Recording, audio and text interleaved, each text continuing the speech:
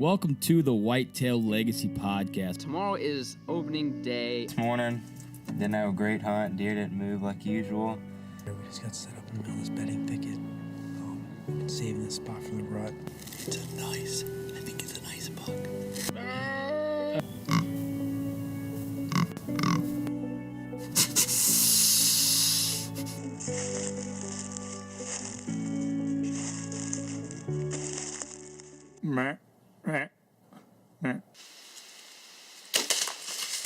Boom! Hits a 170. That was money. I think he's down right over there. 10 yards. Whitetail Legacy Podcast, bringing you back to the hunt and leaving a legacy. This is the Whitetail Legacy Podcast, coming into your ear holes like velvet bush light on a Wednesday. Just smooth as shit, just rolling right in. That sounds amazing. I tried to change my voice to my sexy voice to really get them hooked at the very beginning. All right, this is the first episode of the Legend of the Woods series. We hope you guys enjoys. We love hearing these stories. Did you say enjoys? Enjoys. I hope they enjoys the shit out of this. This is gonna be sweet. We love hearing the story of these giant bucks shot by small time guys. Is this the 200 episode? Yeah, Oh, this is man, a big this dog. is a 215 in Ohio on the first day of bow season. Get out of here, bro. If you don't want to hear that story, just go ahead and click the pause button. Go find something else, self-life help podcast or something. If you want to hear how a 200 shot on the first day, listen in. Let's get into the partners and that make this possible. Shout out with the VIP. That's the title partner. They just shared a picture on their page of some guy. I mean, his face was blurred out, probably for confidential reasons, but I think because it was a high-fence turkey. the guy looked like a stud. That's all I'm saying. The guy looked like a stud. He looked like he had about a 63-pound turkey. The fan was full. Did they? So they blurred out his face for the sake of the women? I'm not really sure. But I know that guy was me. VIP has shared my trophy pic, but they put their logo right over my face. Really clean up the picture. They even cut my beard off. They didn't even leave the beard. I'm like, come on, bro. But I think that was a savage design in the logo to cut off your beard before they even knew they were going to cut off your beard. yeah. But yeah, that I just want to shout out VIP. I mean, they have a lot of fun. They're an awesome company. Better people running it. Incredible product. I mean, you can't beat it when a guy's going to call you out on their social media Right. page like that. The friendship we've made with Matt and Cindy is, I don't know. I don't know what we would do without it. You it know was what I mean? probably Cindy behind it. It probably was Cindy. Probably She's was like, I Cindy. shoot the turkeys around here, bro. Yes. They should have Yes. cropped Cindy's face on that. Matt, make that happen. Yeah. Yeah. So, just wanted to shout them out for that. That was a very good surprise when I woke up this morning. But let's get into the other partners. ECW calls. We hit all the calls all season for the turkeys. What are we gonna do now? We're gonna just. Are you gonna get a new grunt tube, or are you gonna keep repping the one you got? Because he redid his grunt tubes this year. I'm getting a new one. I blew the last one so much. I mean, I gotta get a new one. You're a grunting son of a gun. I know. That's a good way to put it. Homie's like 2-year-old. Burp, burp. I was. All right, I skipped the VIP veteran broadhead shout out. Let's cut back to that. I seen the look on homie's face of disgrace when I skipped I was it. like, oh boy. Yeah. This week's VIP veteran broadhead shout out is Tim Fraley. This was sent in by his son Jordan. Tim was the 101st Airborne from 1990 to 2008 in the Army, and he did 2 tours. So, Jordan, first of all, we can't thank you enough for volunteering your father for the shout out. And Tim, we appreciate you for your service. And Jordan is also a VIP family member. So, all around the board, we appreciate both of you guys for, sacrificing for this country and being able to support an all-American company.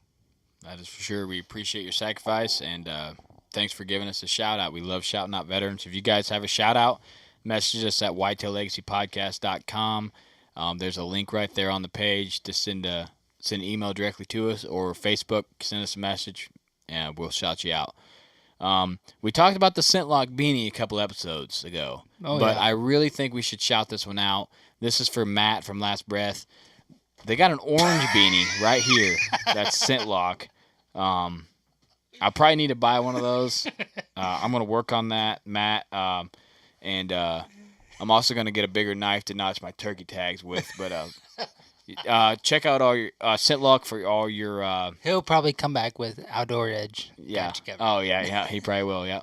ScentLock's got all your carbon clothing needs. I'm actually going to get an orange ScentLock beanie probably. Yeah, that's what I told him. I said, a lot of people don't even know that they I have didn't know that, the orange beanie, but it has been a new addition. I'm pretty sure they got orange vests too coming. Yes. I'm pretty excited about that. They do. Little sneak peek. Little sneak peek coming out the door. I'm going to say, we are leaking a lot of deets about the ScentLock gear on here. I mean, you guys just, if you pay attention, you're going to know. You're going to know everything. Of stuff, yeah. I don't think we're allowed. But I'm not really sure. We're sending it. All right, let's see. Ingram's Outdoor Obsession. So, I have a real turkey in my freezer right now. The full turkey? A full turkey. Did you stuff him up? No.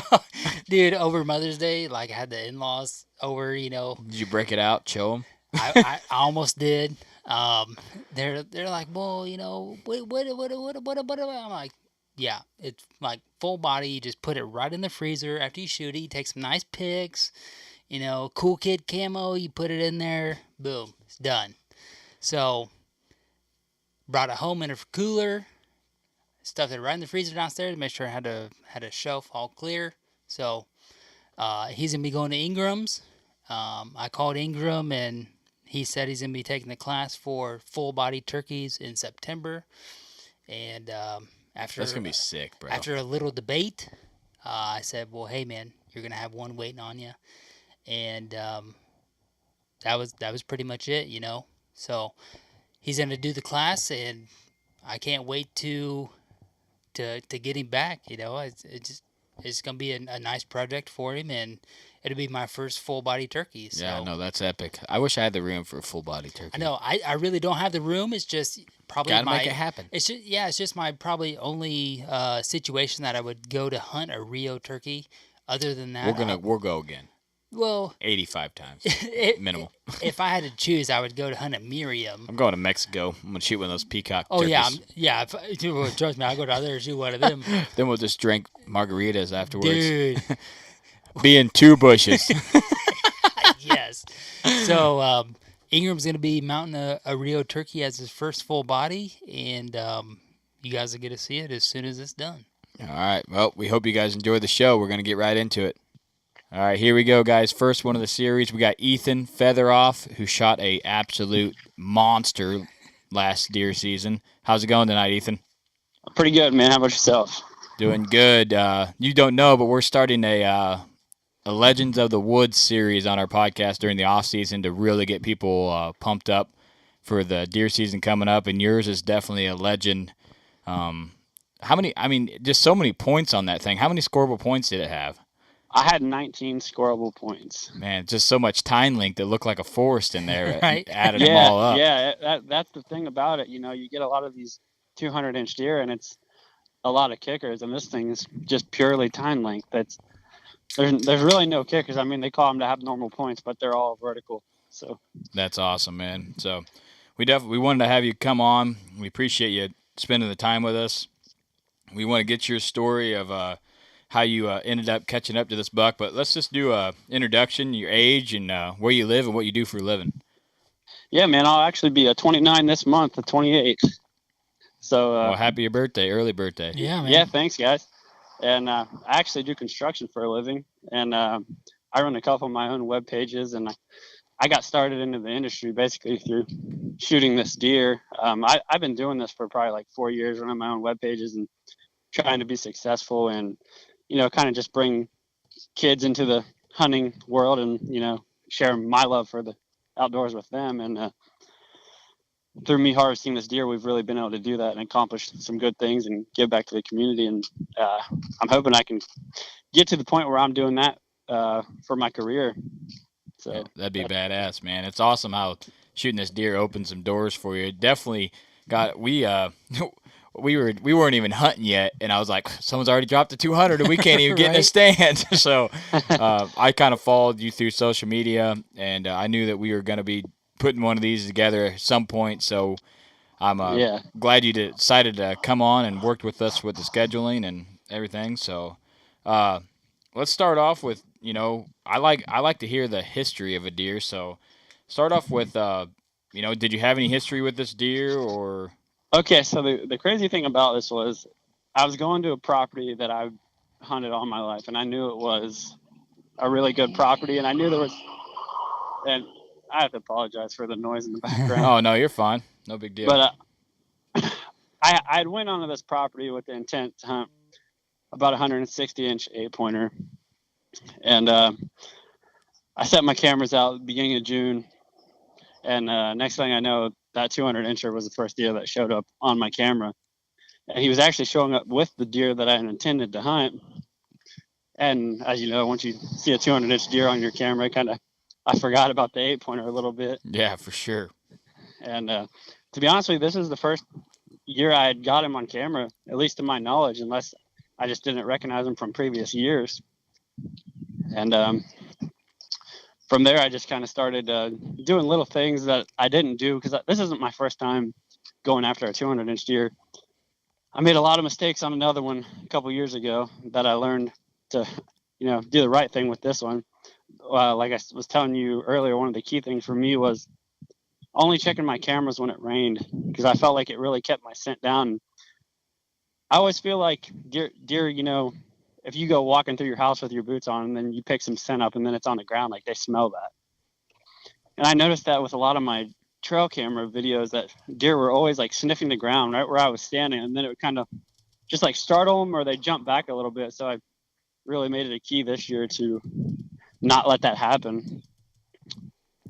Yeah, we do that also. Big rainstorms coming, I'm always sending Snapchats. I'm out there lighting and stuff. I'm like, get in the car, Paul. You know what I mean? It's something that you got to do. Yeah, so our season starts real late compared to a lot of people's. September 29th. So I kind of thought, maybe he's going to be off his feeding pattern. So one thing I wanted to do, and a lot of people was like, no, don't do that. Don't try to find his bedding area, because you're going to get him there and put scent in there and bump him off.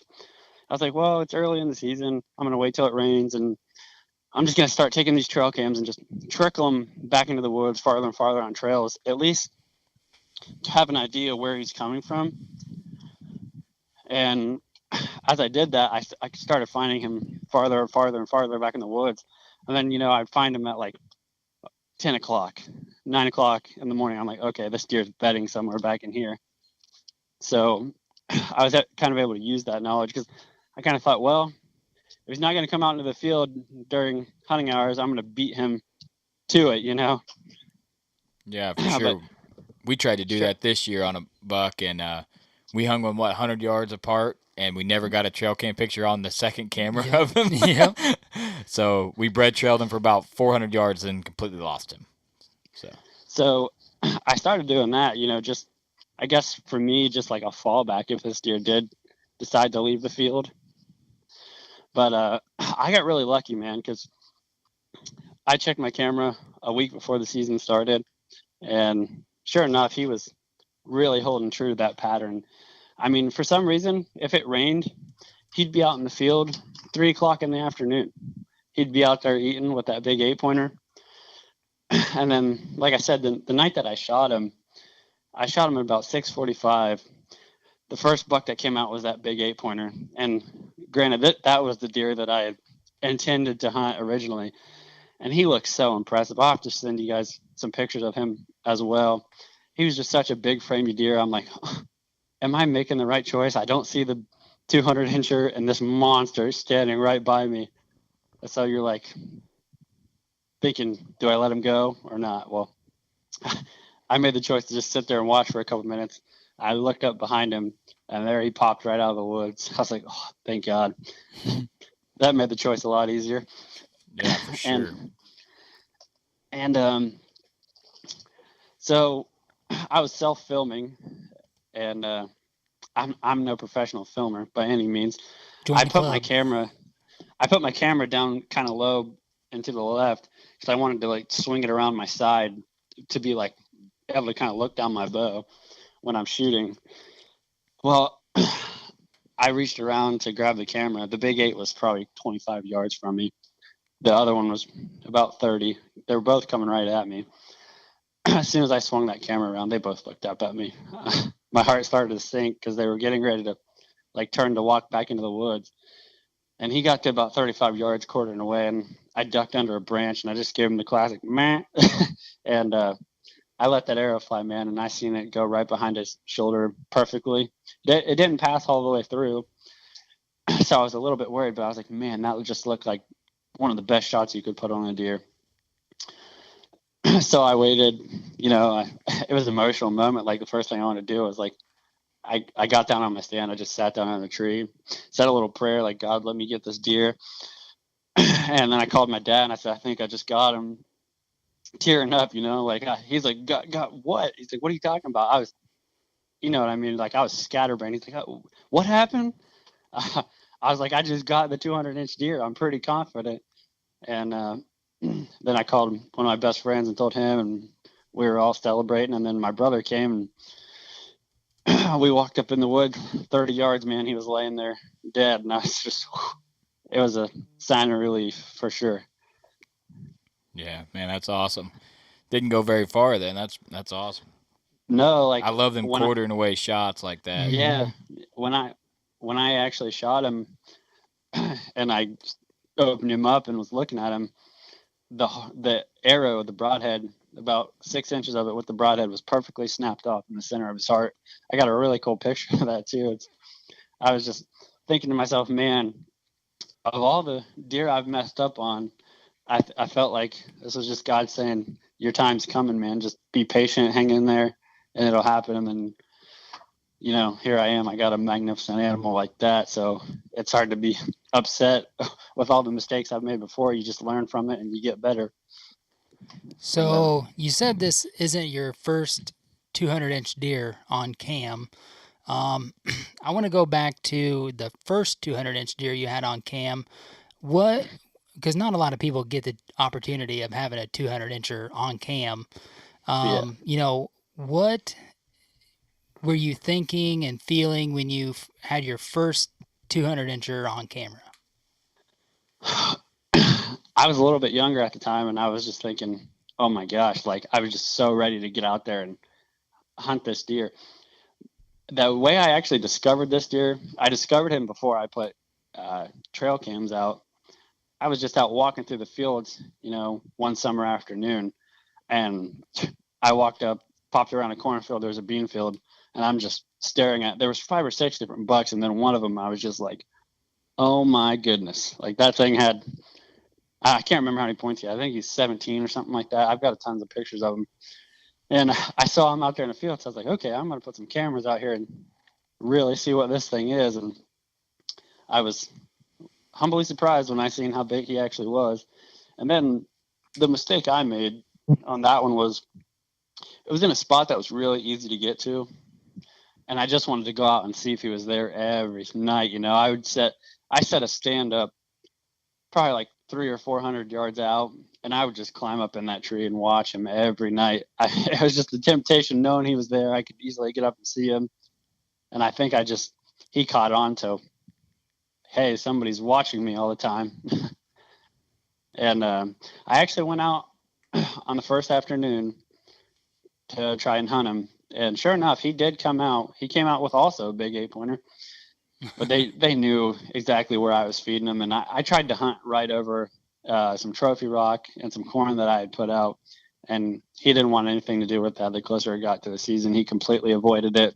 He swung out about 80 yards away from my stand and went out into the middle of the bean field with the other big deer. Like they just had me figured out, it was a chess game and they won, that type of thing. But like I said, I was able to use that knowledge on my next adventure at a 200-inch deer, and not make the same mistakes, not go in there too much. And like I said, I added a lot of tactics, like one of them being my stand was right on the edge of a creek, and I was trying to just be so scent free that I would actually, when I knew when it was time to come hunting, I was just going to walk the creek entirely through, which I had on my muck boots, and the creek was maybe shin deep. So I just walked through in my boots. I didn't even care if my feet got wet. I got up in there and I sat in that stand and I waited for that deer.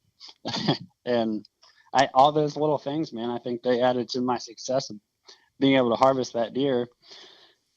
And another one that I was briefly texting you about earlier was I knew where this deer was coming out, and I knew it was going to be my wind was going to be blowing right into his nose.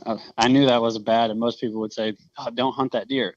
But I also knew right up behind me in the woods was this oil well, and every time I would get in that stand, I would just sit there and imagine myself killing this deer. And I'm like, man, that smell is just blowing out into this field so hard. Like, I don't believe that deer could smell anything but that. And I really think that was a huge key in me being able to shoot a 200-inch deer downwind. I mean, either that or God just really wanted me to have this animal. Probably a little bit of both. Yeah, we me and homie hunt right by a hog confinement, and if you get a north or northwest wind, that's all you can smell. So I think that has a part to our success too, is because those deer, they can still win you, but they're like overpowered by one smell so much that they're not as keen as other deer on other property. I would say, and it's so perfect because that's the wind you need to hunt that stand. Yeah. So you got the perfect wind to hunt there, and the hog smell coming in. Yeah. Yeah. So it's so bad. Like when you get in the truck, you feel like it's like your scent lock is just absorbed hog dude, crap. It's real. It's real. But yeah, I've been blessed to live in Ohio where we just have some absolute giants. You know, like I've been fortunate. The past 4 years in a row, I've shot a really nice bucket, and it's like I said, just being able to live in a place where they're at is key. You know. But for me, I guess it's not really about just shooting a big buck, because I love hunting and I love putting meat in the freezer just like any other, redneck does. Mm-hmm. But I guess one of the things I really, really want to stress to people, like, yes, I'm an accomplished hunter and I've shot some nice deer, but like everyone nowadays, it just seems like they're bashing someone that would go out and maybe shoot like a 1 or a 2-year-old deer. If that makes you happy and you feel accomplished, then who am I to take that away from you? Like, I'm proud for you. I'm happy for you that you were able to accomplish your goal and harvest an animal. Like, we don't all have to have the same goals. You know what I mean? This is life. We can live our own and be happy. Yeah. And, another thing that people like to do just in this basically same scenario is bash on somebody because they only gun hunt or they use a crossbow or, they're getting into trad and now compound's getting a bad rap. Go hunt with what you want to hunt with, and as long as you got the proper tag and you're wearing the right clothing, and go out and shoot whatever you want to shoot, man.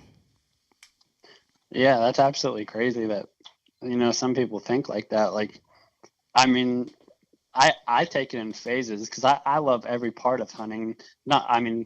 Archery is honestly, yes, it's my favorite, but I love it all, man. Like, if I'm not successful with my bow, I want to be out there with my gun when that starts, trying to accomplish the same mission that I started at the beginning of the season. Like, to me, it's no lesser of an accomplishment depending on what you do it with. You know what I mean? You still put the time in and you worked hard to accomplish your goal. That's for sure. That's what I had to do. I was like, Cody's the gun guy here. Yeah. I hunted a buck 3 years in a row with a bow, and hunted him hard the third year with a bow, and homie hunted him hard with a bow, and then I ended up getting it done with a gun at 50 yards. Yep. Yeah. So that's how it goes. But hey, it doesn't look any worse on my wall with a gun. I'll tell you that right now. Absolutely not, man. So Ethan, with the deer you shot this year, you had said that you had found a pattern right up to season. Can you maybe elaborate a little bit on this pattern? Because for me, a pattern has been hard to establish with a specific deer. Yeah, like how I was able to pattern this deer, like I said, just trickling cameras farther back in and finding the trails and, being able to see him before he came out into the field was a huge success on my part, because you guys know as well as I do, a lot of times you're hunting a field and you're like, okay, you got 50 pictures of this buck coming out on this side, and then next thing you know, you're sitting here and he's on the other side of the field. You're like, well, what in the world? Yeah. But like a thing that I figured out, which tricked me a lot of times, was I would put a camera out in the field facing into a field, and I'd be like, okay, that buck's coming from this side because I got him at a decent time. Well, that's just far from the truth, man. Like, that buck could be standing in the field at 3 o'clock and you think he's coming out right there somewhere, and he could have ran all the way across the field to that, because I've noticed a lot of times in these big open fields, these bucks, when they hit that open spot, they run to get to where they want to go, because they don't like to just lollygag through that field. They want to get to where they feel comfortable and safe. So I was like, I'm going to put a camera on every trail that comes around this field and see where this deer is actually coming out, and then follow him back into the woods and see what his trails are, what his regular habits were. And there would be times where he would come out on the other side of the field, but kind of what I was able to do was use my trail cam pics, and I would sit there and write down, like, okay, he's coming from this trail at this time. And by doing that, like, I just calculated up which one is he using most consistently, and that's the one I'm going to sit by and hope that he comes through that out into the field. And that I took the chance of, okay, he's coming through this one the most. That's where I'm going to sit outside of this trail. And that was the one he came out on. So that was, for me, that's one way that helps. I don't know how you guys like to do it, or what your I think thoughts that's are a on great idea, to run multiple cams around a field instead of, being in Ohio where you could bait. A lot of guys, I feel like, would put their bait pile out and then be like, okay, this buck is using this bait pile, but have no really clue of how he's accessing that field. They just boom, he's right in front of the cam. Yeah. With you putting him all the way around that field and then tracking him back, you had a really good idea, one, of where he was coming to the field, two, how to access the field, and three, to know where he's not going to wind you. But like you said, you shot him coming in downwind, so that's pretty awesome right there. But I know a few guys who shot bucks like that, but I'm such a timid hunter that I wouldn't have shot that deer. But I tell you, a couple of things that I noticed early in the season too was I was getting pictures of this deer, and there's a really high hill, and then there's this point that runs all the way out to the middle of these two fields, one bottom field, one top field. And this point got logged out about 4 years ago, and it just got so thick in there, like you almost can't walk through it. Well, I would drive my quad all the way up around it. And I don't know about you guys, but every time I go into the woods, like, I'm constantly staring at the dirt, like looking for buck tracks or whatever, or just deer tracks in general. Mm-hmm. Well, I would always go up around the top of this field, like, okay, there's no tracks. And then I'd get down to the bottom and I would check my cameras. I would start seeing that buck on there, but then I'd drive back around to the top and I'm like, good Lord, there's giant tracks coming right through this top field. Like, that was another thing that triggered me, like, okay, that deer might be bedding in there. Because every time I drove around that point, I think he was running out the top. Because those tracks were just going crazy across there every time I got back up in that field. So I knew I was bumping deer out of there. So that was also like one of my clues to finding his bed. Nice. So how far away from his bed do you think you killed him?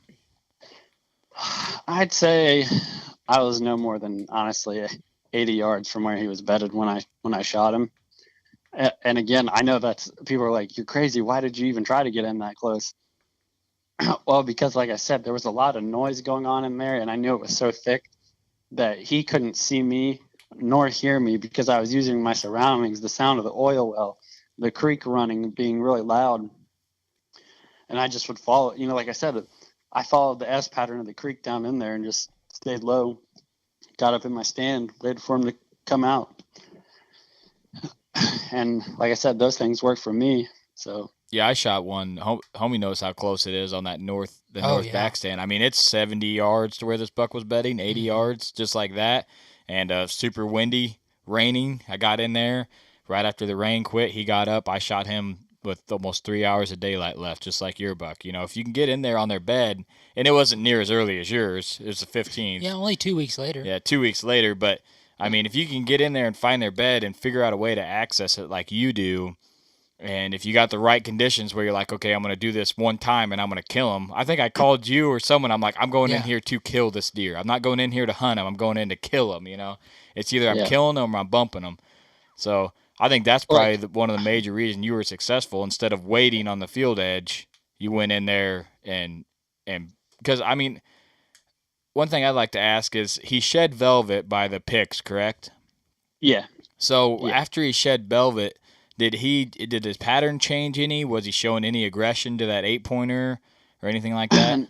No, he was buddies with that 8-pointer, man. He didn't bother him at all. Like, one thing I noticed when they started shedding velvet was it was weird because like I don't generally see scrapes that early, but these two bucks were they would start making scrapes like crazy, just letting other deer know that, hey, we're the big dogs around here. You don't come to our area. But I'd kept my cameras running through the whole time, the whole process, and I have pictures of him in velvet without a velvet, with a bloody rack. I mean, I have some really cool pictures of him where his rack is just completely red. He stuck so consistently to that bottom field, but this field is just one of those spots where any like hunter would look at it and say, okay, I'm going to shoot a nice deer down here. It's surrounded by woods, big bean field, way back off the roads. I mean, it's everything a big deer wants. There's a creek right there. There's big oaks. There was no reason for the deer to leave.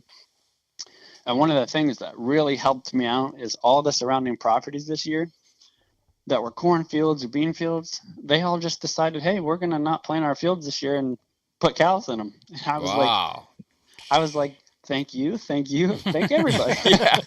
Yeah. So it was a bean field he was frequenting, correct? Yeah, definitely.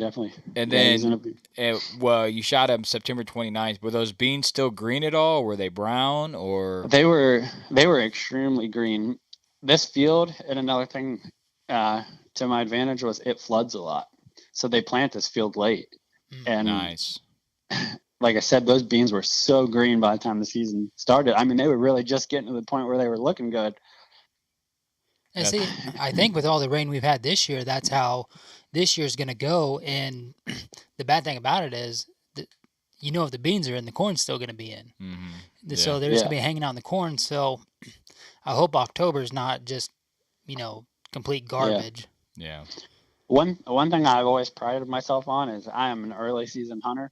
I put so much time in the off season. I mean, like I'm scouting right now for the opportunity to be able to harvest another deer, like that. Just if you want to be able to accomplish those things, you got to put in the work. I mean, it doesn't come easy. People will go out with me and want to hunt with me or set stands with me, and they're like, "This dude's crazy." Because when I set stands, I don't know about you guys, but they'll look at it and be like, "Oh, that's a good tree right there," and I'm like, "Give me a minute." I'm looking at that tree, and I'm going to walk around that tree and look at it from every angle. If I'm in a low point, what I like to do is like I'll go up on the hill where I think that deer might come down, and I'll look down at that tree and I'll see what trees are blocking this tree's deer path when I'm walking down this trail to where it won't see me. Like those are the things that I'm always taking into account to be able to harvest mature deer. Yeah, a lot of people. That's what me and homies say a lot. Sorry to interrupt you. Go ahead. No, you're good. I was just saying a lot of people don't think about those things. They're just like, oh, this looks like a deer passing here. Let me put it on this tree. But really, you need to think about when that deer's looking up, can he see me? Yeah, for sure. Me and homie always say there's a tree. There might be a good tree, but it might not be the kill tree, Mm-hmm. And there's some spots where we have to set in a good tree, and we can't set in the kill tree just because it's not feasible. The tree, doesn't have enough cover or something, just like you said. So sometimes the right spot isn't the right spot, just like you're saying. If they're gonna spot you before they even get to you, it ain't gonna work. Yeah. This wasp is coming at me, man. We're getting sidetracked here. Yeah, sorry.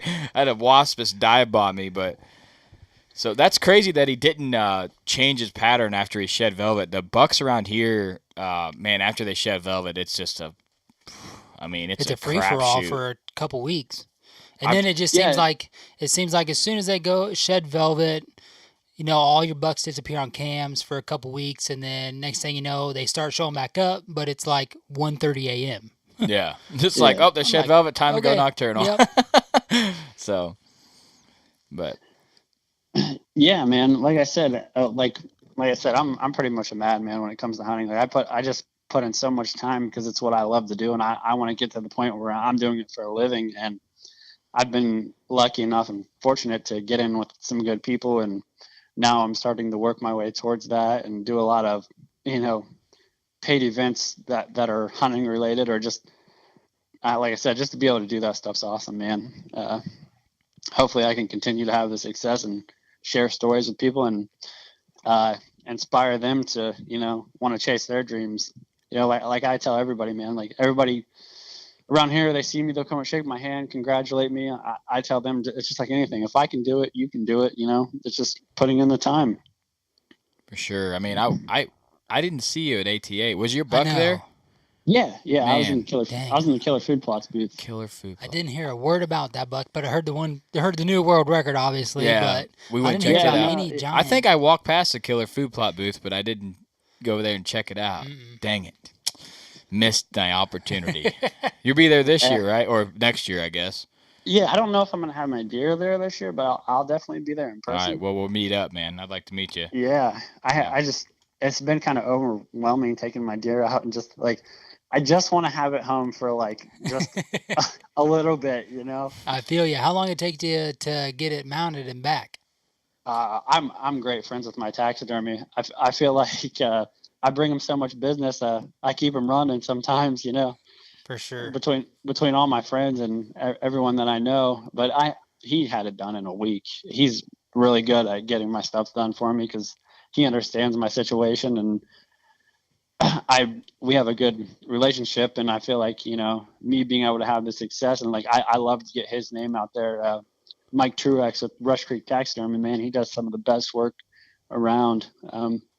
What's his location and social? Get him out there for real.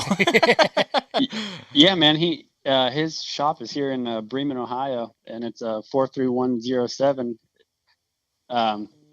But yeah, man, if anybody's listening, they need to get a deer done in Ohio. Mike Truex is the man. Rush Creek Ammo and Taxidermy.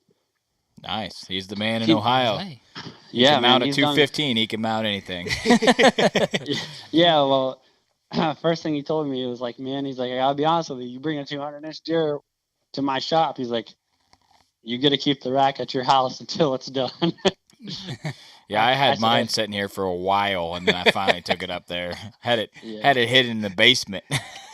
Cody sent us Snapchats. He's driving down the road, got it all seat belted in and stuff. Yeah. One of the biggest things, though, I think, I guess I should say, is like that. In all honesty, like there is no difference in hunting a 150-inch 5-year-old 8-pointer to hunting a 200-inch 20-pointer that's the same age.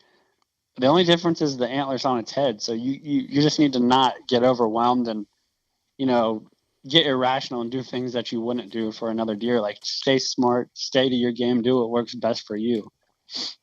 Yeah, I could agree with that. That's true. I mean, because to be honest with you guys, this deer, like previous deer, my heart has pounded so much, and I had made mistakes. Like, for instance, last year I was hunting a really big deer, and I saw him coming, and there was about 10 deer ahead of him, some smaller bucks and some does, and they were all, chasing the does.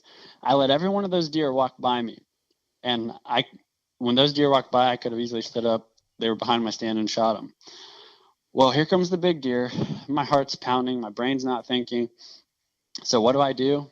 I do something different than I did with all the other deer. I stand straight up while he's walking at me. And we're on a hillside, and I'm thinking, why did I just do that? I just let every other deer walk by me, and I would have had an easy shot at him. Well, I stood up, and he busted me. I was thinking, sitting there thinking to myself, well, that was dumb. You just let all those other deer walk by and stood up on this one and made a big mistake. Like, just little things like that. If you can, process it before it happens. And that's what I was able to do with this one. I was so calm when it actually happened. I went out here every night, and I imagined shooting that deer I would practice every night. I would shoot the weirdest distances, like instead of just shooting your basic 20, 30, 40, whatever, I would shoot 22 and a half, 27 and a half, 36 and a half, 35, just because I wanted to know, like, okay, I shoot 4 pins, 20, 30, 40, and I wanted to know 20, 30, 40, 50, sorry. But I wanted to know each one of those pins, like if he was at 55, should I be using like my 50 and aiming high or aim right on? If he was at 35, should I use my 40 and aim high or aim low? Those type of things. And I honed that in so well, man, that I had zero doubt that if this deer walked past me within 50 yards, I was going to harvest this deer, because I just knew my bow so well. And I think that's a huge key to it too. Like, don't just practice the basics, practice everything, like situational stuff that is actually going to happen in a hunting situation. Yeah, we always say confidence is key, man. If you aren't confident in your brain while you're in the stand with your gear, with your spot, you're not in it to win it, and it won't work out. I've been there on giant deer where I wasn't confident, and I got gloves on. I never shoot with gloves. I got a hood up. I never shoot with a hood up. I'm like, what am I doing? Yeah. And now I've stopped this deer with all this stuff on, and I got to make a shot, and I make a poor shot. So I've been there. So you practicing all those distances, when you shot that deer, you were confident and knowing, oh yeah, I know exactly what I need to do. And I guess the thing I haven't even told you guys yet, and maybe you've already heard it, was before I shot this deer at the beginning of the summer and all this, I dislocated my shoulder, I tore my bicep, and I had a bone spur. I could barely pull my bow back, but I just kept pushing myself to be able to do this. As like I would go in the garage and I would lift weights, just try to strengthen my arm, even though my bicep was torn. I'm like, I'm not taking no shortcuts. And a week after I harvested this deer, I went in and had to get that operation and get my bicep fixed and my shoulder fixed. So if I would have gotten that surgery before, I wouldn't even have been able to pull back my bow to be able to get this deer. So it was emotional just for all the build up to it. Like, I didn't even know if by the time the season started that I could even pull back my bow to shoot this deer. But yeah, that is crazy, man. Yeah. I mean, just the emotions of that big of a deer and putting all that work in and then getting it together, let alone, you not even know if you're going to be able to hunt because of an injury. Like I have to, like I said, give some credit to God, because he must have really wanted me to get this deer, because he knew I was hurting and he knew everything I was going through. He's like, hey, just stick with me. We're going to get this thing done on the first day, man. And that's epic, man. The first day you just hang it up. You're like, yeah, I think I'm good. 215, that's solid. So, yeah, that'll do. That'll do. Did you shoot any does last year? Did I shoot any does last year? I did. I shot 2 does. I hardly hunted for myself after I shot this deer. I wanted to take my friends out and just celebrate the season with them and my family and help them all be successful. And once we got past that, I went out, got a late gun season, and I shot 2 deer with that. Nice. So yeah, man, 3 deer. I couldn't have asked for a better season. For sure. Perfect season. Fill the freezer and shoot a monster. Can't beat that. Yeah, I've came a long way in my life, man. I'm just with everything. I've shared this story with several people. In 2014, I almost lost my life in a work accident. I had the whole left side of my face shattered and tore a bunch of ligaments in my neck and all that stuff. And I was messed up for the better part of 3 years. And like I said, I wasn't even sure if I was ever going to be able to do this again, man. And through all that process, I got married. I had 2 beautiful children, and it's just, you never know where life's going to take you, man. So you just got to keep your head up and stay positive and, take some time to thank God and just be happy with what you got, man, because it can be gone just like that before you know it. Yeah, for sure. I mean, well, congrats to you for, having a positive mindset and, not giving up and taking every day with its own challenges. Yeah, for sure, man. Me and homie try to soak everything. We're dads. we're husbands, you know, we work and then we deer hunt. It's like dad, husband, deer hunt, and then work. Podcast. Yeah, podcast is in there somewhere. Other than that, but yeah, we try to soak everything in, make as many friends as possible, and we try to have literally as much fun in whatever we do as physically possible. That's our main thing.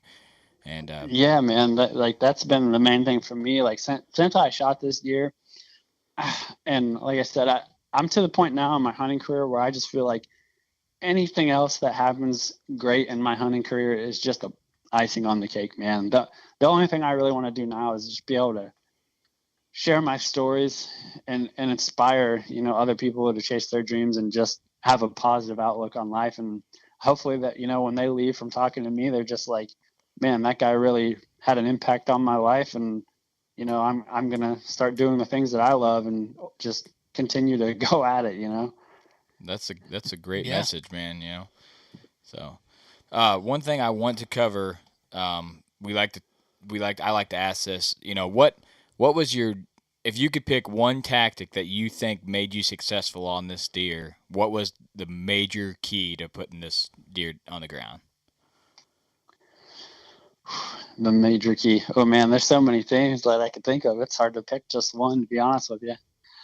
I guess in a sense, not even just knowing this deer, I would say just learning from your previous mistakes, you know, to make you become a better hunter.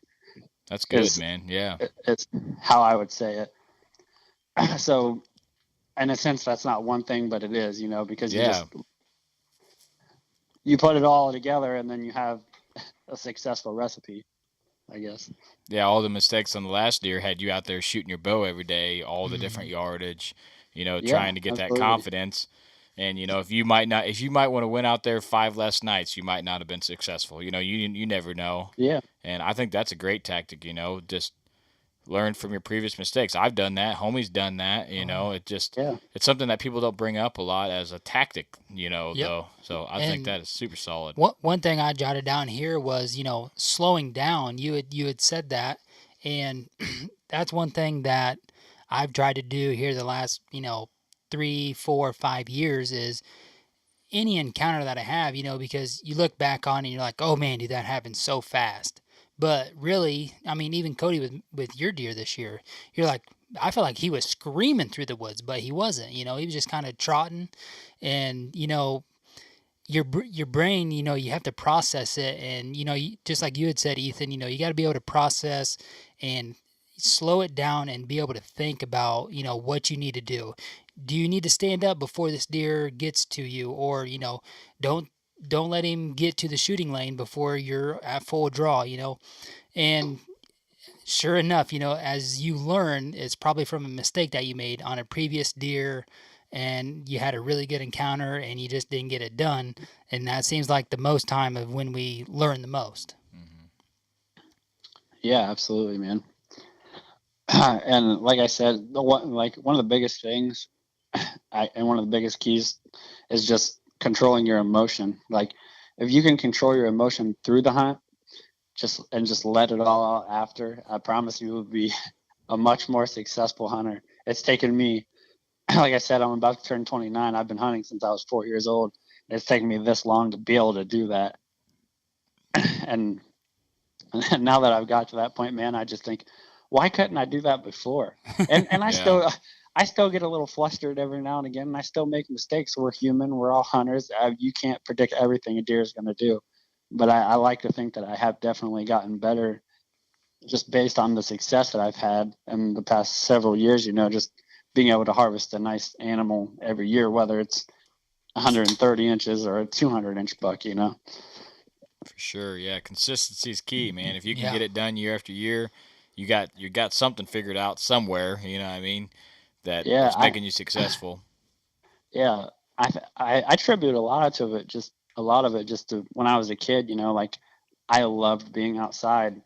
I would go out, and before I was even shooting a bow, I would just walk through the woods and I would look at deer sign and I would look at trails, and a lot of times I would just sit there and watch deer, like how are they using these trails and why are they using them? What's their reaction to what I'm doing or where I'm at, and those types of things. And I started off the first 3 years of my actual archery hunting career. I shot my first buck. I shot a 12 pointer. Then I shot another 12 pointer. Then a nice 8 pointer. And you know how your family's always like, oh, that's beginner's luck. That's beginner's luck. I've continued to do it, and now it's just everybody's like, man, that guy must be doing something right. Like, what is he doing that we're not doing? The little things I think that are making me successful at it is I'm out there in the summer, I'm watching these deer, not just, like I said, not just them eating in the field, but I'm studying and remembering where they're coming from to get to that field and how fast they're moving. You know, those types of things will all trickle down to you having the success that you need. And one thing I truly believe in that a lot of people will tell you, well, that deer went nocturnal. That deer didn't go nocturnal. He lives outside. Where can he go? He's just somewhere else. And like I said, if you have the property, you know, where you could chase him or you can find him, it's like people will get stuck to, you know, wanting to hunt that one stand because they saw that deer there, when really you should have done what I was doing earlier in the season, taking your trail cams farther back in and figuring out where that deer was coming from so you could get a chance at him before it got dark. Yeah, that's always been our biggest struggle is we take the trail, we figure out the deer all the way to the neighbor's fence line, and then we're like, well, here we go. Yeah. So. Yeah, I've had quite a few of those, and those are stressful. There's nothing you can do about that other than I don't know how the laws are where you guys live, if there's options as far as like baiting or putting in food plots or those types of things to help that deer want to stay on your property. Like sometimes it's just giving that deer a reason to stay. Like for instance, last year I shot 135 inch 8. It was a beautiful 8-pointer, nice wide, decently thick racked 8-point. But he had been one of the better deer that I had on camera all year, and he was just a dominant buck. And anytime another buck came in the area, he would run him off. Like he did not want any other deer on his territory. Well, being that I realized this was a real aggressive deer, I started making mock scrapes early in the season, and I would set a dripper above it, you know, on a timer. To make this thing drip every day during daylight hours. And I started it with a pre-mock scrape dopey. And then I went to full out estrus the closer it got to October, November. And I knew that buck being an aggressive buck, like he wanted to come in and check that and be like, hey, no other bucks coming in here checking out my does. And sure enough, I mean, that I drew him in on that mock scrape. He came in and he was hitting that scrape. And I went and sat over that scrape and I killed that deer, because I would even put a little bit of buck pee in there to make him think, hey, there's another buck in my territory. He really didn't like that. Sealed the deal. Yeah, sealed the deal on that. Yeah, man. It was pretty cool. It took me a little bit longer. I shot him on the 9th of November, but it worked, man. It's just little things like that, knowing the time of the year and what you can do to attract that deer to your property. Yeah, we can't bait, but we can plant food plots, and we do, and we're going bigger this year, and trying to do some extra stuff, throw some different stuff at them, try a little bit different property, throw a little food plot here. That's about all we can do, but that's our biggest thing is if we get a buck on trail cam, it's a traveling buck. He's not coming to that area to feed, and we run no trail cam on food sources or on fields because it's all nocturnal. Right. So we run everything back in the timber, either a mobile cam or something that we can drive to, or something that we can, check when we go hunting. Walk the creek, back and we do a lot of we do a lot of creek walking too, a lot of deep draw walking, stuff like that. But one thing, sorry. Go ahead. No, go ahead. I was going to say one thing that might help you guys out, and I learned this from Killer Food Plots, Nick Percy. He's the owner of Killer Food Plots. He's taught me so much about food plots and how to draw those nocturnal deer that are just hanging out in the woods out into your field center.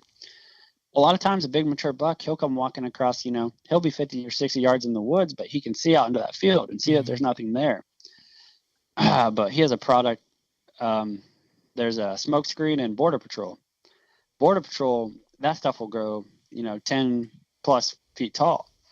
If you put that on the edge of your woods and you blocked the view of that deer from being able to see it under that field, you're going to then draw that deer to the edge of that field because he wants to be able to see if there's any hot does out in this field. Or even if you put that on the edge of your field and you made a path through the middle of your food plot, covering up the back half of it where you were sitting, it would then force him to come over and check the other side of that. I like that Because tactic a lot. Yeah. He cannot see what's in the other side of that, Yeah, that's some next level stuff right there. I like that. I like when we get that tactic that I'm like, okay, whoa, yeah, that's out of the We box. should do that. Yeah, we should do that. Right. Yeah, that's definitely. What'd you say it was called? Border patrol. Border patrol. Okay. Yeah, and we'll jot that down. It's probably like a sorghum. Yeah, like I said, I'm not 100% an expert on it yet. I'm still learning. But if you guys want to talk to Nick with Keller Food Plots, and I can actually give you guys his number after the show. And, man, he can help you just be that much more successful with all his knowledge. Like I said, he is amazing. Yeah, if he's got some tactics like that, I know he's got some other stuff hidden in there. So yeah, that's a super solid tip. Like I've been in the booth with him, and everybody just wanting to come up and shake his hands and tell them their success stories. Like, man, this works so great for me. I can't believe I didn't think of that. He's like I said, he's awesome with that stuff, man. Just naturally comes to him. That's pretty sweet. Yeah, well, he's been studying it for so many years, and like I said, he started his own business, and he's really successful with it. And like I said, he's one of the people that's really inspired me to want to just take this to the next level. I see him out there doing it. I'm like, man, I want to, in a way, it's like I want to be like Nick and continue to have the success that he's having. And I know that doesn't come without hard work, and that's what I'm striving for. Well, I'm glad to hear you say that because, a lot of people think that you can just, kind of roll into the woods, around the rut and, get it done on a buck that's just passing through. And I mean, early season's pretty tough, at least for us, just like we said, after they shed the velvet, it's kind of a crapshoot for a little span there. And then seems like late October, they kind of get back on a pattern that we've seen the year before or so. What's one thing you're doing right now to help your success in the fall? I know you've said that you'll go out and scout, and I'm sure you've probably got some cams out now. Anything else that you're doing right now to help you? One of the things that I like to do early season is because right now you could bump a deer out of its bed, and by the time the season starts, he's going to come back to that bed. He's going to feel comfortable. I'll go out and I will look for deer beds. I'll look for buck beds, and I'll try to find, where these deer are hanging out and where I think they're bedding the most. Because, like I said, for me, chances are right now, if I can find their beds, I know they're going to be in that area come hunting season. And I think, being able to find a deer's bed is the key to harvesting it, even in a field, because if you can find his bed, then I can set up in between this and that food to be able to harvest that animal. And maybe like for you guys, like you said, you're not having a lot of success in the fields, or the deer are coming out after dark. If you got a lot of deep woods, the chances are those deer are probably, they're bedding in there somewhere. Yeah, for sure. I killed one off a bed a couple years ago, but I have never killed a deer on a field edge in my life. So I'm always in the woods. I mean, I've killed does. Bucks, nice buck on the field. I've never done it. That's just, there's no doubt there is some tricks to hunting deer in fields, there's man. people that do it every year. I'm not saying it can't be done. It's just not something that on the properties that I hunt. It's either in CRP grass or deep in a timber. The buck I shot this year, you literally cannot get any deeper on the property in the timber than I was at. Absolutely not. Let me ask you a question. When you are hunting, do you have most of your success in the mornings or afternoons? Mornings, mornings, morning. yep. I say that I didn't want to say that, but that's obviously what I would assume, that if you're hunting deep timber and a lot of brush, that you're having most success in the morning. So, which is telling me the properties that you're hunting are probably more bedding areas than feeding areas. Yeah, But at the they're same, going away from me when they're feeding. Is what they're doing. Yep. Yeah. They're only on my property for 200 yards, and then they're all gone. You know. at the same time, like I found that like little clearings in your property, like where if you just have like a little bit of oaks or something before they get out to a bean field, can be a huge success too, because deer have a staging area. Like they'll come and they'll start grazing to the woods before they make their way out to that bean field. They don't just head straight to it. They're browsers. That's what deer do. Yep, I've done that exact same thing where a buck came out early feeding on acorns, and we put that tactic in last year, and the doe, we just didn't catch the doe cycle. We were off. Well, and then you got a little clearing right Mm-hmm. before an ag field, Yeah. and you put the food plot in, and I mean does there in daylight, Mm-hmm. and bucks there at night, and just Yeah, not catching bucks it. there in the rut, but nothing big. It's just like the big bucks. The field edge that I hunt, the only field edge that I can hunt on that particular piece is close to a road, and I don't think they like it. I don't know. Everybody's deer cruising out there, you know, so going Yeah. slow, and I just think I've seen some decent deer in it, but it's just not something that I can kill on, you know. But Yeah, and what you were just saying, kind of back to the tactic I was talking about with Border Patrol, is I've got some properties that early season, I've sat at these properties and I've seen 20 to 30 different bucks in this field at a time early season, but everybody can see them from the road, and people will just, I'll be sitting there hunting and they'll come by honking, look at all those deer, and they're honking at them. But what I'm going to do this year is I'm going to take that Border Patrol and I'm going to plant like a 5-acre row of it down the edge of the road to where they cannot see into that field. it's a good plan. So we kind of got a problem on one of that bean plot. We're going to put about 1.5 acre bean plot, and it's pretty open from the road. It's far off though, but the bottom where we're actually going to kill from, I'm thinking is. I wonder if we could throw that sorghum I got up there. Yeah, by the road. by the road. I Yeah. don't know. We could ask him. That field would be beans. Yeah, we could ask him if that's something we could do along the fire break. Mm-hmm. But yeah, that's definitely a good tactic. You got to keep the people that not know, just so they're not wanting to hunt it for one, and also so if they know that you're hunting and killing big deer, there's people out there that will honk and try to bump them off that property to make you not successful. There's people out there like that. So like that's happened to me a lot. It's just like these past couple years, especially this year, like since I started shooting. Well, since I shot a 200-inch deer, everybody that sees my car, like they're coming to the places I hunt and asking for permission to hunt those places. Like, it's cool. It's whatever.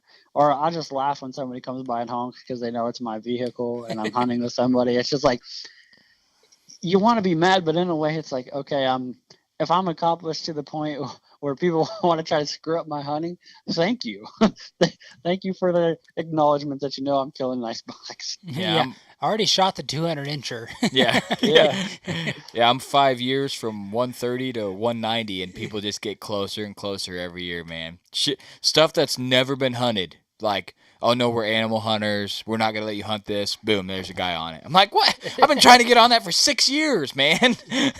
So it just happens. If you keep shooting deer, people figure it out, and they're like, where's this guy hunting? And then they figure that out. They're like, what's this car look like? And then those ad stickers, man. You can't have any ad stickers on your truck. Those will get you every time. Yeah, well, see, everybody's going to know who I am now because, like, I actually, one of my good friends that helps run my web pages, we created my deer, his rack and everything. We got it on our actual vehicles and stuff now. It says Feathernet Outdoors on it, and just the size of our deer and those types of things. So I'm easily recognizable because you can't mistake that sticker for anybody else's. Nice, yeah. I'm not gonna make any stickers of my deer. I don't want anybody to know that where I shot that thing. So, but see here and I respect people that want to do that, and that's cool. But for me, I'm the type of person. You guys could say to me right now, "Hey, come take me hunting in your spot and help me harvest the deer," and I'm gonna be like, yeah, man, let's do that, because I love sharing my success with people and just being able to help them harvest an animal. Like I have no ill will towards people wanting to come hunt my deer, maybe in the way that they do it, like thinking that I would be upset if they come and shot a deer where I hunted. Just ask me, like literally just ask me and I'll take you, because I love doing it. I love seeing other people be successful. I've taken so many people to shoot their first deer, and every time I see that, it brings me back to when I did it. And like, I guess that feeling I had that, like, when I first started, I wanted to make my dad proud because he was a big hunter. And like, I felt like, man, my dad's going to be so proud of me when I do this. And then that 12 pointer that I shot was my first bow kill. My dad was hunting at the same time, but he's hunting a little bit farther down. And I shot that deer, and I thought, man, my dad's so proud of me right now. Like, I love getting that feeling back every time, you know? Yep, that's pretty cool, man. You know, a lot of people are chasing that feeling, and you know, it's a good feeling when it all happens. Yeah, I cannot wait to share that with my own kids. My kids love hunting, and they love being in the outdoors. My daughter, since she's a baby, has been coming checking trail cams with me, and they both, my son too, they still do it to this day. You know, like we go out and we check trail cams and we watch deer together, and they'll come out and they'll help me butcher my deer. It's just, I mean, they're little, you know, like I said, 2 and 4, and they're used to it. You know, their friends come over and they're like, "What is your dad doing?" And they're like, "We're butchering a deer." Like, what's wrong with this? We're gonna eat it. Like, so. Yeah, that's something me and homie look forward to, you know, years to come, is getting our boys. Our boys are in it more than most. My kids found more sheds than a lot of grown men, right? But we love getting our kids in. I'll tell you right now, I can put a lot of people on deer when they're on the hoofs, but once the antlers fall off their head, you guys that go out there and find sheds, more power to you, because I'm terrible at it. Well, it sounds like you're in the right spot, though. Yeah, yeah. You're there. I'd rather kill them than find the racks. You know, I seen some like meme on social media that said something along the lines of, people that go out and find all these sheds are for the guys that didn't kill a deer during deer season or something. That's about how I am. Yeah, I only kill one, so I'm like, I got to find some sheds to make my horn porn collection, pile it up.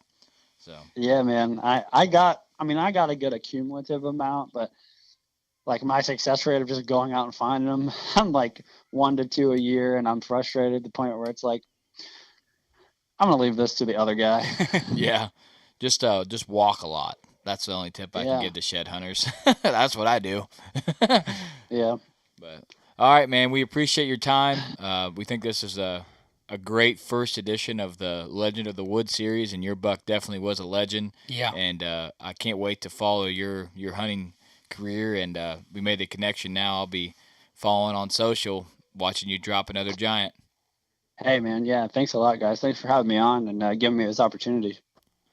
Well, they don't get much bigger than 215. They don't, and they don't get much better than a couple of the off-the-wall tactics that he uses to be able to get it done. Big takeaway on this, the food plot tactic, super solid.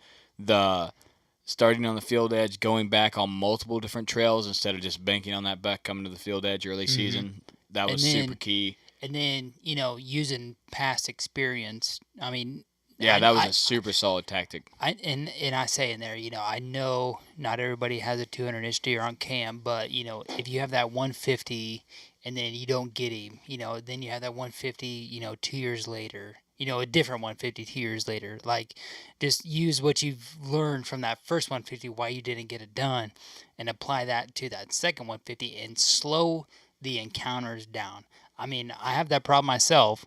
And you know, I mean, you got a 190 rolling in on you in November. I mean, you still have that same issue, but that could be the difference between you getting it done and you not getting it done. Yeah. Because I was literally slivers away from not getting it done. Yep. I mean, and then you just nailed it. So well, I mean, I think that was a great tactic. And like I said, this is the Legend of the Woods series, but I think even if it's a legendary buck, if someone is out there shooting their first buck or something, they can take this knowledge and they can relate it to any situation. Or if your biggest buck is a 130 and you're hunting a 140 or whatever it is, you know what I mean? Mm-hmm. That's still a mature deer that you're struggling with. And just like he says in this episode, a 200 is no different than a 150 mature deer. You know what I mean? So there's a lot to take away from this episode. I hope you guys enjoyed it. Get out there, do some preseason work, and Whitetail Legacy's out. Oh, hey, and leave a legacy.